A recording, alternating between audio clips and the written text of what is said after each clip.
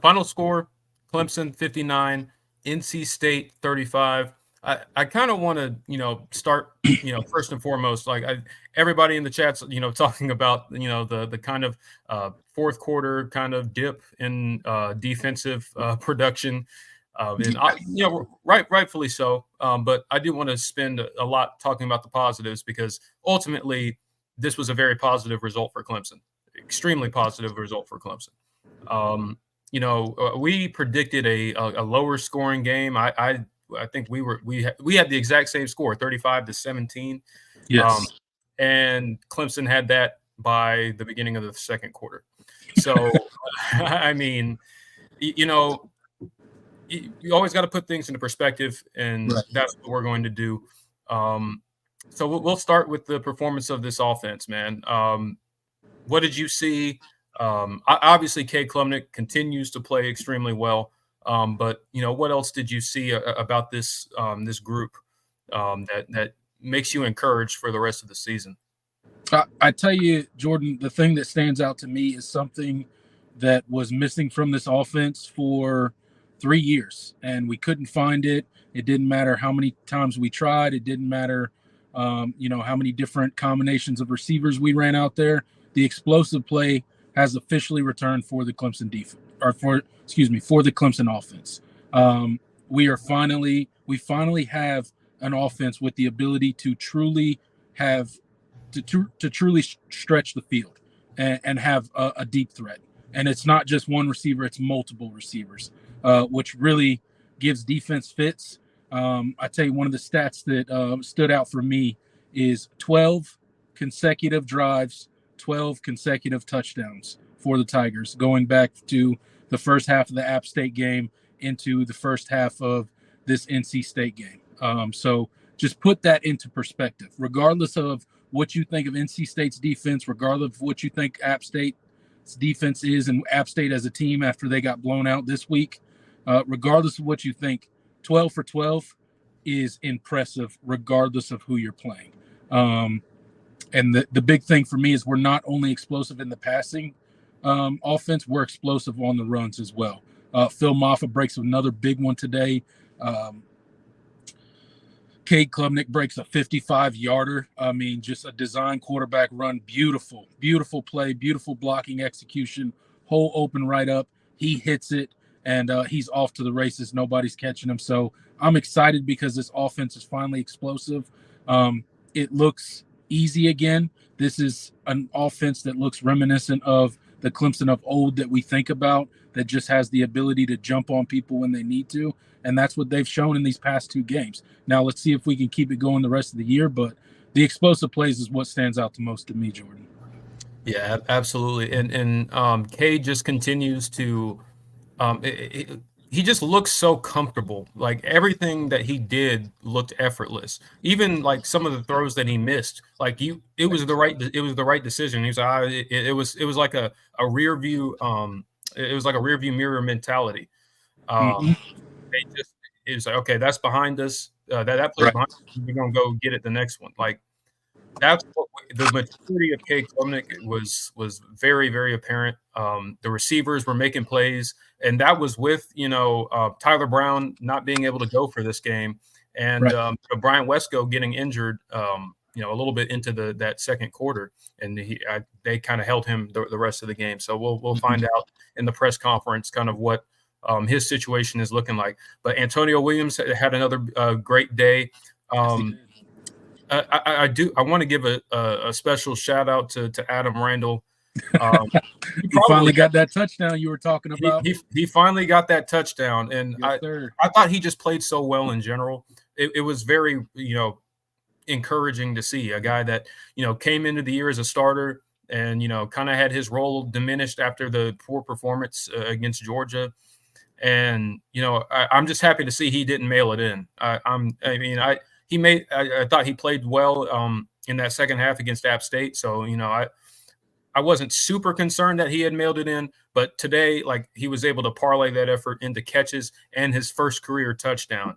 And it's not even just the plays where he got the ball, man. Like, he was blocking his ass off. If you go back and watch those on the Troy Stellato screen, he literally blocks two guys into each other, like with his effort, and opens up that play for Troy Stellato. And what a hell of a run by Troy too. He shouldered somebody and broke a tackle.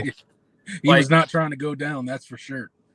The offensive personnel that I think Clemson has, it's really started to show. Like, we have some. Not only do we have some guys that can move, they're strong too. Yeah. I mean, I already mentioned Adam Randall, but one of his catches, it was a short little stop route. He catches the defender's on his back, and then instead of like trying to turn and kind of shake him off, he just backpedals him for another 5 or 6 yards to get the first down. Like that's the kind of stuff that just what last year we just did not see nearly enough of.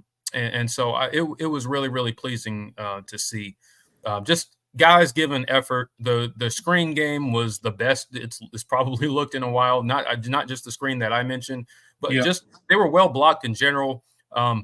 Man, Olsen Pat Henry at tight end continues every time like Clemson would break off a run play or a screen. Like he's out there like bullying somebody. Man. Yeah. Like on Cade Klubnik's big run, it was Olsen Pat Henry, across the formation that made that block that opened up that lane.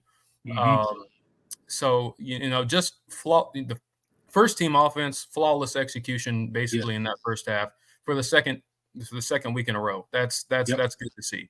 The offense looks easy for the first time in 3-4 years. I mean, you hit the nail on the head, Jordan. It looks easy. It looks effortless. They look so comfortable. They look like they just have a complete understanding of both the game plan and what every other player around them is doing. And they're just out there playing free. I mean, you cannot really complain too much about what the production that the two games of production that the first team offense has put on the field. It truly is next to flawless. Nothing is flawless. You can always get better. There's always things that you can coach. Cade didn't make every decision perfectly today. Every ball wasn't thrown perfectly, but you can see the confidence. You can see this offense truly coming together, and those dudes trust each other. And that's a big thing, and that's something that we haven't seen for literally 3 seasons. And the big thing you mentioned, Jordan, is the perimeter blocking. I mean, that stood out massively today, and that's something that we've been yelling about for, it feels like those at least 2 years at this point, because a lot of what Clemson has done in the past and what Garrett Riley likes to do is predicated on perimeter blocking.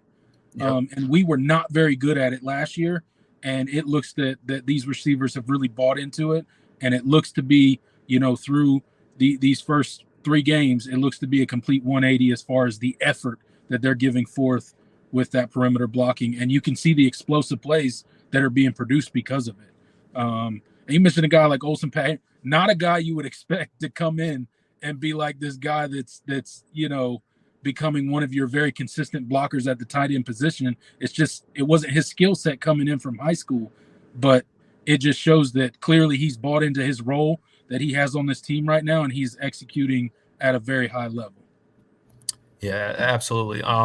And just again, and one of the things that I've talked about is that the best part about the way the offense has looked the last 2 weeks is you haven't really done anything super complex or like complicated or extremely difficult to execute. It's just guys doing basic football stuff, like just the basic fundamentals. Because again, we've talked about how this roster is still pretty good. Like people, obviously Clemson fans, believe that this team was talented, but from the outside perspective looking in, like there is this idea that Clemson just doesn't have the guys, and the personnel has been there. And now you've coupled it with,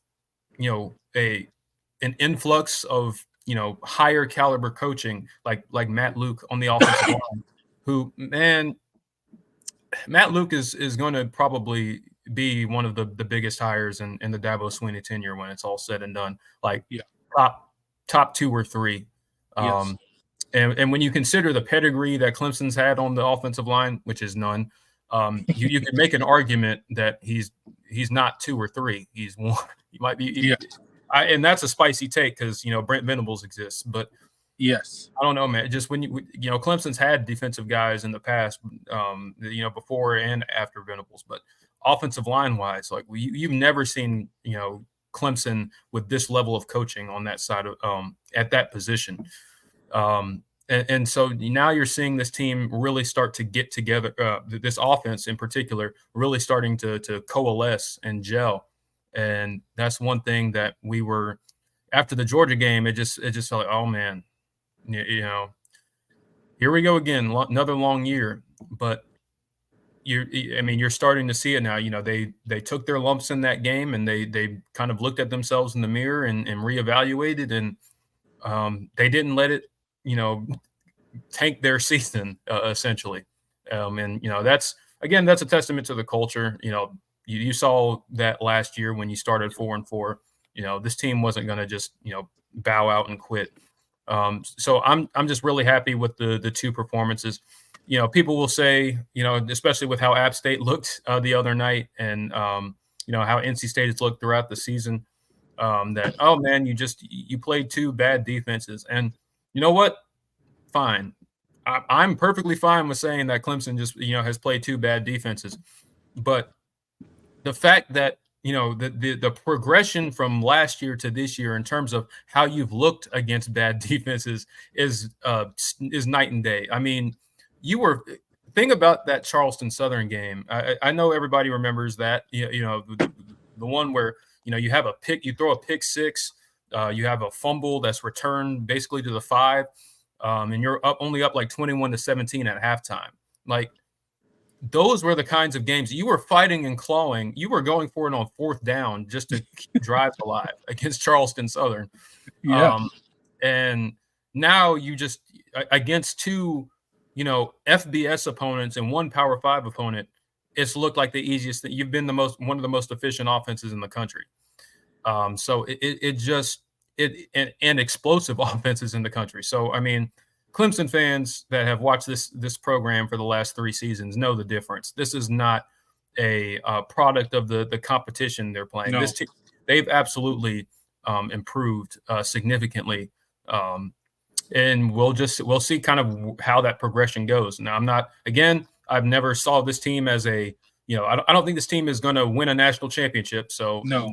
Any non-Clemson fans that are listening, don't get me wrong, but Right. I always felt that the ceiling of this team was a lot higher than maybe some of the preseason prognostications were giving them credit for. So really happy with the first team offensive performance. And the big win. Love beating up on Donut Dave. So yeah, I think you can.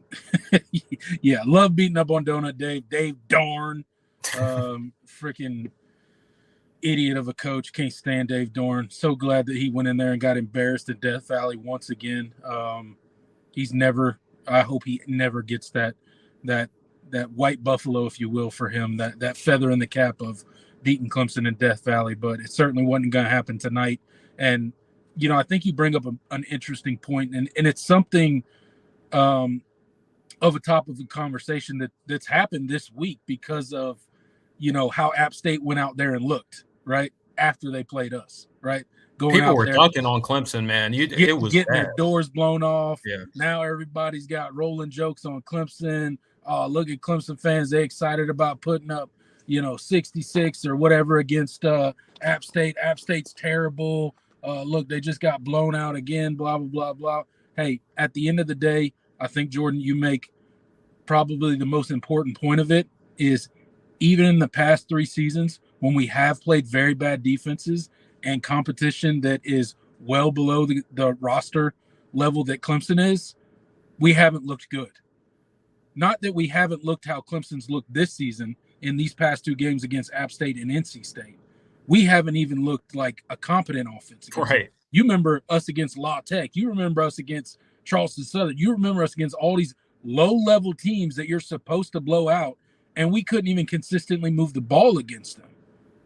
So, to say that Clemson's offense hasn't improved, no, it's absolutely, without a doubt, a night and day difference between this year and the past 3 seasons. Now, how good that is as the competition increases throughout the season, that remains to be seen.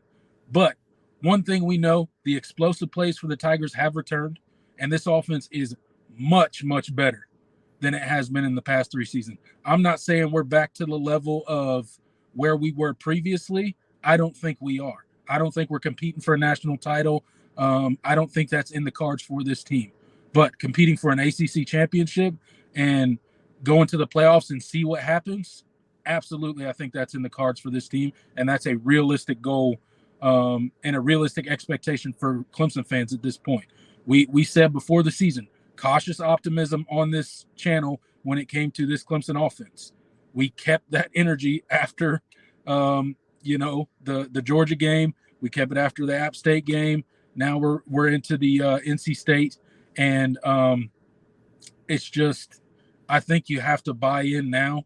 Not that we're gonna run off and go win the national title, but you got to believe that this offense has much improved. And this is a Clemson offense that's finally competent, that has the ability to take the top off of a defense and can run the ball really well. So I think it's a well-rounded offense.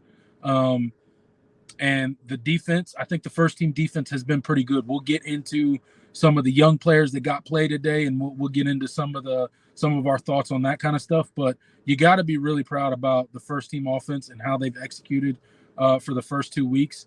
And I think that first team defense, although probably hasn't nearly executed at as high of a level as the first team offense, I think they're still executing at a pretty high level. Yeah, absolutely. And again, you just continue to see like Garrett Riley, like finding ways to get his guys the ball and his playmakers the ball. And that's what we've been dying to see. And it's been a lot of fun these last 2 weeks. But yeah, on the defensive side of the ball, yeah, I think the first team, they had their moments, and I will preface this for any NC State fans or that are watching. I mean, I don't know why you would be watching. I wouldn't want to watch, this, but CJ Bailey, I think, is going to be a special player when it's all said and done. I thought he played a lot better than he'll probably get credit for. So I do want to say that I think he's a very, very talented football player, and he's going to be a problem once he kind of fills out his frame. I mean, he's still very wiry, but I went into this game thinking he was going to be an upgrade over Grayson McCall, and I think everything I saw confirmed that. Just the throws he was making, all of that. So I do want to preface that. Defensively, I thought the first team mostly played okay. There was a lot of miscommunications in the secondary that needs to get cleaned up. There was just too many guys. I watched them a ton. Like I would see guys motioning to switch when they were in man. Like a guy would motion in, and the response like Avion Terrell or somebody would, or Ashton Hampton on the outside would kind of make a hand signal, and it wasn't acknowledged by the other corner, and then you'd end up like having a free guy wide open. I saw that way too many times.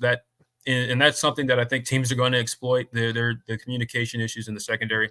But first team defensive line played well. NC State could not run the ball in that first half at all.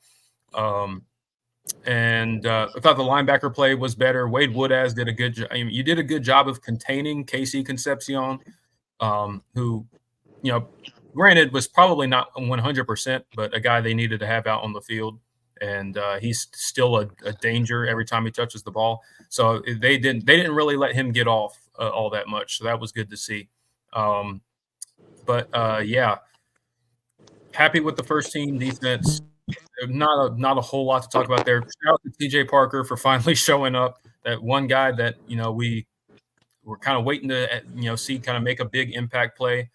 And I still think, I was just happy with that. And I thought the edge play, at least in the the first half was better than I was expecting, not having Peter Woods. Yeah. So all in all, front seven I thought played fine. Secondary, there were some bad lapses. I mean, I think it's all fixable stuff, but there were just too many guys getting free releases and guys not communicating back there, and that needs to get better. And it was really on the corners, not necessarily the safeties so much. So that's got to get better. What did you see?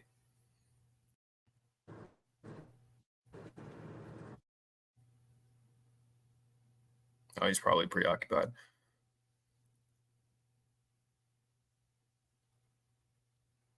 I think you're muted.